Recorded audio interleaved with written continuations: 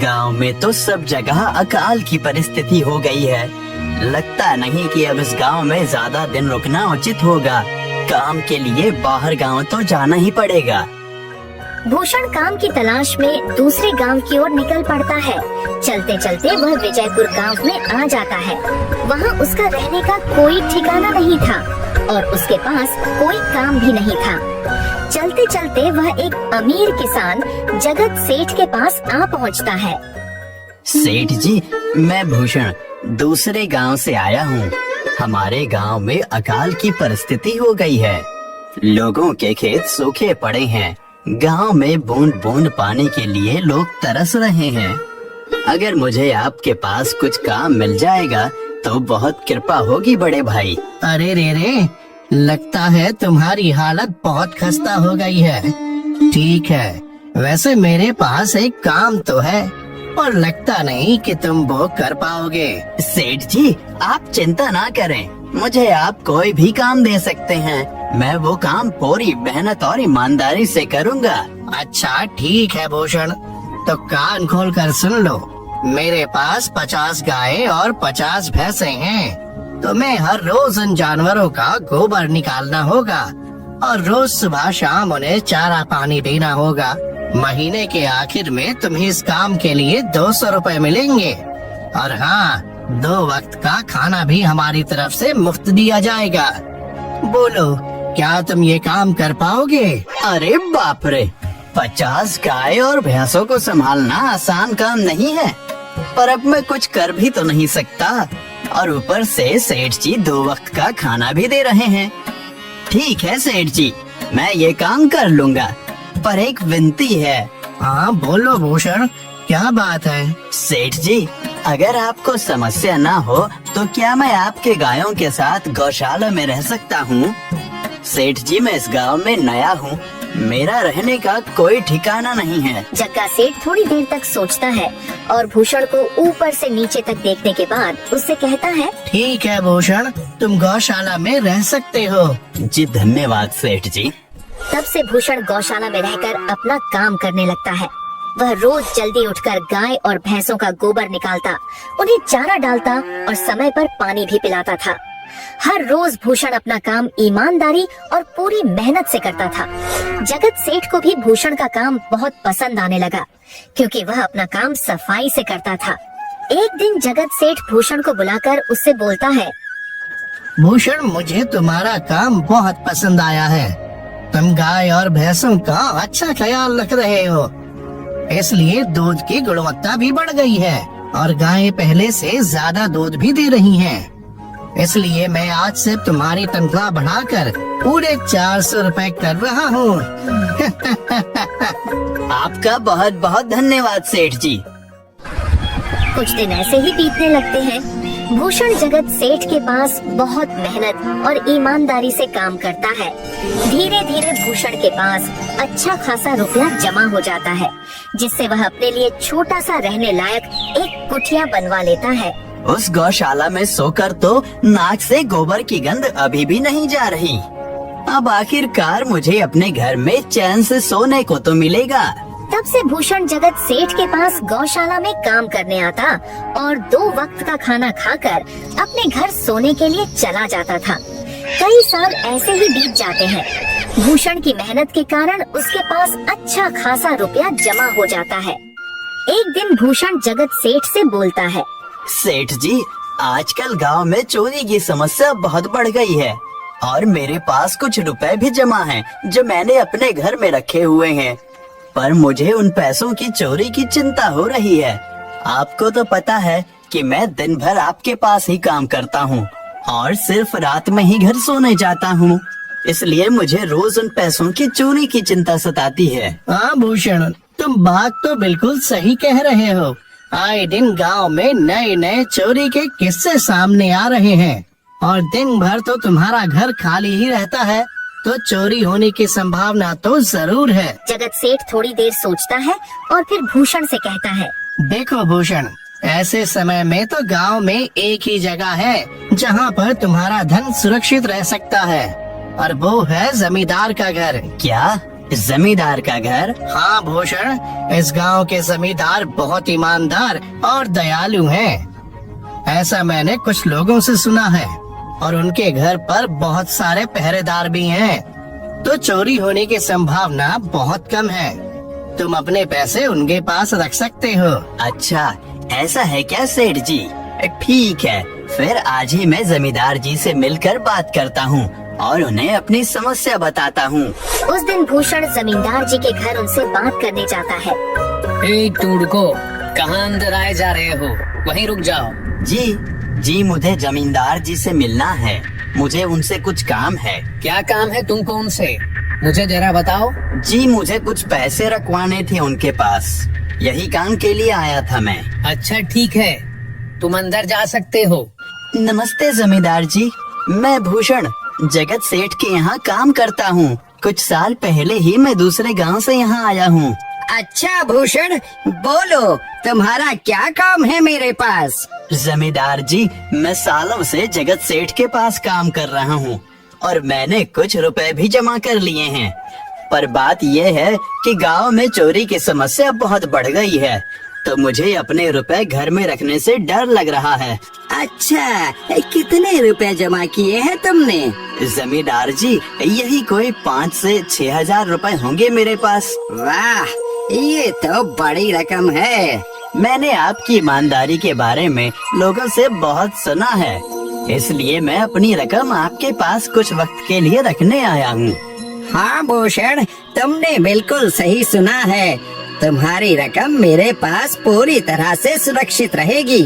तुम अब चिंता ही छोड़ दो, मैं सब देख लूँगा। भूषण अपने पैसों की थैली जमींदार को दे देता है। ये पूरे 5,800 रुपए हैं, आप गिनकर देख लीजिए। गिनने की क्या जरूरत है? तुम तो जगत सेठ के आदमी हो, मुझे तुम पर पूरा विश्वास है। जमींदार जी, आपका बहुत बहुत धन्यवाद।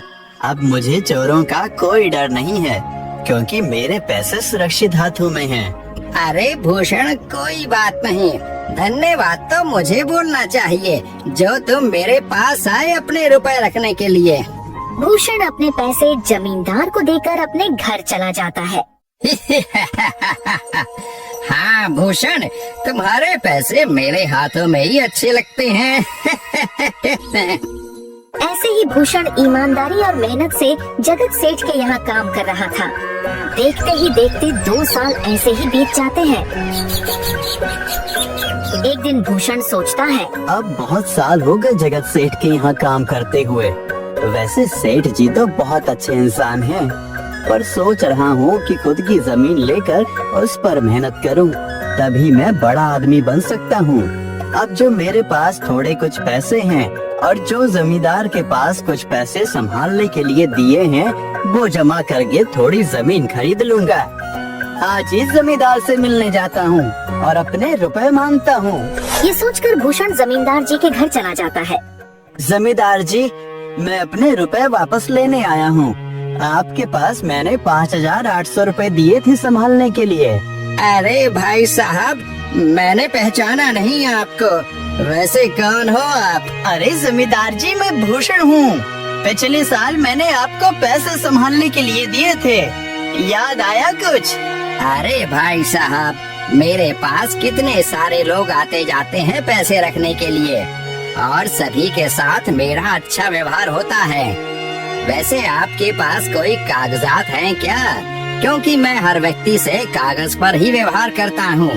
किसने कितने पैसे दिए, किसके कितने पैसे रखे हैं, सबका व्यवहार रहता है मेरे पास। जमींदार जी, ये आप क्या बात कर रहे हैं?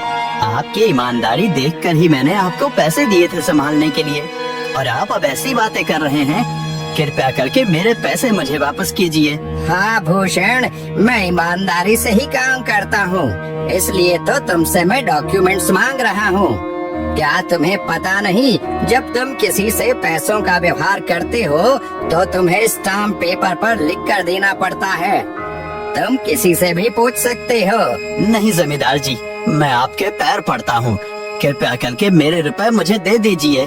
बड़ी मेहनत से मैंने वो पैसे जमा किए थे, मुझ पर ऐसा अन्याय ना करें। अरे क्या ये झूठ मूठ का रोना धोना लगाया है? लगता है तुम ढोंगी हो और मेरी ईमानदारी और भोलेपन का फायदा उठाकर मुझसे ये रुपए लेने आए हो। रुक, तुझे अभी सबक सिखाता हूँ। जमींदार अपने आदमियों को बुलाकर भूषण की पिटाई करने को कहता है। इसे तब तक मारो जब तक ये बेहोश न हो जाए। इस 2 कौड़ी के आदमी ने मेरी ईमानदारी पर सवाल उठाया है, इसे छोड़ना मत। जमींदार के आदमी भूषण को डंडे से खूब मारते हैं। फिर भूषण दुखी होकर अपने घर चला जाता है। भूषण के शरीर पर घाव के निशान स्पष्ट दिखाई दे रहे थे। 2 दिन से भूषण घाव के दर्द के कारण जगत सेठ के घर काम के लिए नहीं जा पाता है। इसलिए अगले दिन जगत सेठ भूषण के पास आ जाते हैं। वह देखते हैं कि भूषण खाट पर सो रहा है और वह बड़ा ही चिंता में नजर आ रहा है। भूषण भाई, तुम 2 दिन काम पर नहीं आए, क्या हुआ भाई? तबीयत ठीक है ना तुम्हारी? कुछ समस्या है क्या? अरे सेठ जी, आप खुद यहाँ आए हो। आप खबर भिजवाते तो मैं खुद चला आता। अरे भूषण, कोई बात नहीं, तुम्हें देखकर लगता है तुम बीमार हो। क्या हुआ है तुम्हें? जगत सेठ, क्या बताऊं, जिस जमींदार के पास पिछले साल मैंने अपने पैसे संभालने को दिए थे, वो आज मुझे पैसे वापस नहीं करना चाहता। वो बहुत लालची इंसान है, वो लोगों को ठग रहा है। और जब मैंने बाद में गिड़गिड़ाना शुरू किया तो उसने डंडे से मार मार कर मेरी पिटाई करवा दी और मुझे वहाँ से धक्के मार कर निकाल दिया। अरे बाप रे, ये तो बड़ा ही गंभीर विषय है। मैंने तो जमींदार के बारे में अच्छा ही सुना था, पर मुझे भी नहीं पता था कि वो इंसान इतना गिरा हुआ है।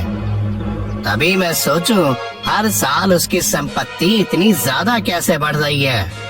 मुझे माफ कर दो भूषण, मैंने ही तुम्हें जमींदार के पास जाने को बोला था। गलती तो मेरी भी है।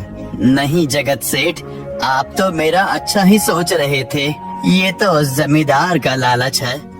अब लगता नहीं मेरे पैसे उस जमींदार से वापस मिलेंगे भी। भूषण, मेरे पास एक तरकीब है जिससे मैं तुम्हारे पैसे तुम्हें वापस दिला सकता हूँ। जगत सेठ भूषण के कान में सारी तरकीब बताता है। ठीक है सेठ जी, हे ऊपर वाले, ये तरकीब कामयाब होने दीजिए। अगले दिन जगत सेठ बहुत सारे पैसों को एक सूटकेस में भरकर खुद जमींदार के घर जाता है। अरे जगत सेठ, आज आप खुद यहाँ? बोलो भाई, इस गरीब के घर कैसे आना हुआ? हमारा तो ये सौभाग्य है कि आप जैसे धनी आदमी के चरण हमारे घर में लगे हैं। नमस्ते जमींदार जी। अरे जमींदार जी, आप तो मुझे अब लज्जित कर रहे हैं। वैसे मैं कुछ महीनों के लिए दूसरे राज्य में व्यापार करने जा रहा हूँ। मैं ये लगभग 50,000 रुपए लाया हूँ। मुझे डर है कि कहीं ये चोरी ना हो जाए। क्या आप मेरे सारे पैसे अपने पास संभाल कर रख सकते हैं? आपके सिवाय इस गांव में और किसी पर भरोसा नहीं कर सकता। अरे जगत सेठ, ये भी कोई पूछने की बात है?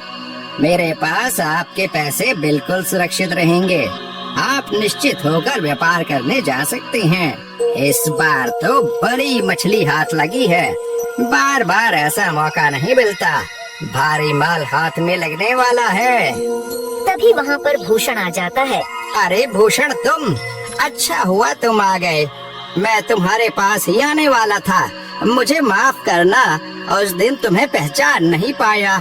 इतने सारे लोग मेरे पास आते हैं तो जरा परेशानी होती है, पर मैं अपनी बातों का बड़ा पक्का हूँ। हाँ रुको, मैं तुम्हारे सारे पैसे अभी देता हूँ। जमींदार भूषण के सारे पैसे उसे लौटा देता है। माफ करना भूषण, मेरे आदमियों ने तुम्हारे साथ उस दिन बदतमीजी की। मैं आज ही उनको काम से निकालता हूँ। भूषण बिना कुछ बोले वहाँ से चला जाता है। अरे क्या बात है जमींदार जी, आप तो अपने बातों के बहुत पक्के हैं। तो ठीक है, मैं अपने सारे पैसे आपके पास रख सकता हूँ। जगत सेठ इतना बोल ही रहा था कि तभी वहाँ जगत सेठ का नौकर आ जाता है। मालिक, अब आपको बाहर के राज्य में जाने की कोई जरूरत नहीं है।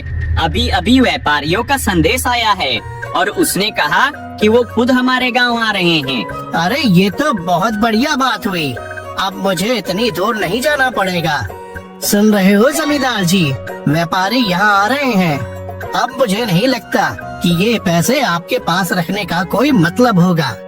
चलो, आपका बहुत बहुत धन्यवाद। आपने इतनी ईमानदारी दिखाई मुझे। हाँ, पर अगली बार जरूर आपके पास ही आऊँगा। ऐसा बोलकर जगत सेठ और उसका नौकर वहाँ से अपने पैसे लेकर चले जाते हैं। धत तेरी की, ये क्या हो गया? ये 50,000 तो चले गए और जो भूषण के 5,800 रुपए हड़प लिए थे वो भी चले गए।